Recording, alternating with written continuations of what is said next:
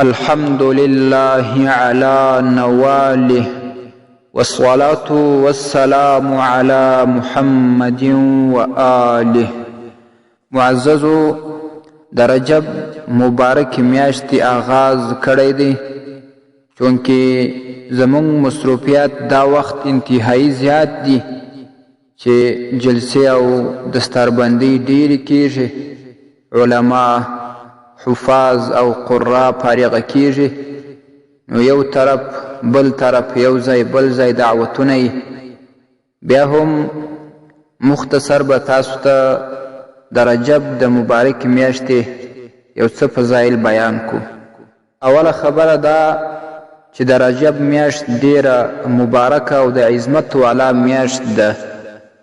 امام علی القاری رحمه الله یو روایت نقل کړی، ان رجبا شهر عظیم، د رجب مبارک میاشت دا یو عظیمه میاشت ده، د عظمت والا میاشت ده. تضاعف فيه الحسنات، په دې کې نیکۍ دوچنده کیږي. کومه نیکي څوک وکړي هغه چې هر نیک عمل وي، رب العزال به دوچنده ثواب ورکړي. من صام یوما منه کان کصیام سنه، څوک چې د رجب د میاشتې یوه روژه ونیسي د ثواب په نیت باندې، نو الله رب العزال به د یوه کال د روژو ثواب ورکړي. امام طبرانی رحمه الله دا روایت هم نقل کړی په المعجم الکبیر کې، او امام اصبهانی صاحب په ترغیب و ترهیب کې هم ندی نقل کړی.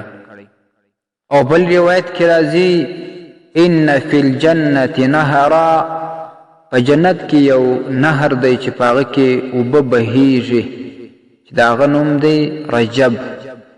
ماؤه اشد بیاضا، د هغې اوبه انتهایی زیاتې سپینې دي. من اللبن، تر شیدو لا هم د هغه نهر چې رجب نومیږي اوبه یې سپینې دي. واحلی من العسل، او تر شهدو تر عسلو د هغې اوبه خوږې دي. من صام یوما من رجب، څوک چې د رجب د میاشتې یوه روژه ونیسي، سقاه الله من ذلك النهر، رب العزال به د دې نهر اوبه په نصیب کې، د دې اوبو څخه به یې اوبه کړي. امام بهقي رحمه الله دا روایت په شعب الایمان کې نقل کړی. او بل روایت کې راځي، من صام 7 ایام، څوک چې د رجب د میاشتې اووه روژې ونیسي، اغلق عنه 7 ابواب النار، رب العزال به پر ده باندې د جهنم اووه دروازې وتړي، د جهنم دروازې به ورباندې بندې کړي، د جهنم څخه به نجات ورته نصیب کړي. ومن صام من رجب 10 ایام، څوک چې د رجب د میاشتې 10 روژې ونیسي، نادا مناد فی السماء، د اسمان څخه به یو آواز وسی، ان سل تعطه، د دې چې ته سوال وکه رب العزال به هغه تا ته درکړي. کم حاجت چې لرې، کم سوال چې لرې، هغه سوال وکه چې رب العزال ستا د حاجت پوره کړي او دا مشکل دې رفع کړي. امام ابو نعیم رحمه الله او امام ابن عساکر رحمه الله دا روایت نقل کړی. او بل روایت کې راځي، ومن صام منه 8 ایام، څوک چې 8 ورځې د دې میاشتې روژې ونیسي، فتحت له ابواب الجنة 8، دته به خلاصې د جنت 8 دروازې. دا روایت هم امام خطیب رحمه الله په خپل تاریخ کې نقل کړی، او امام عبدالعزیز کتانی رحمه الله هم په فضل رجب کې نقل کړی.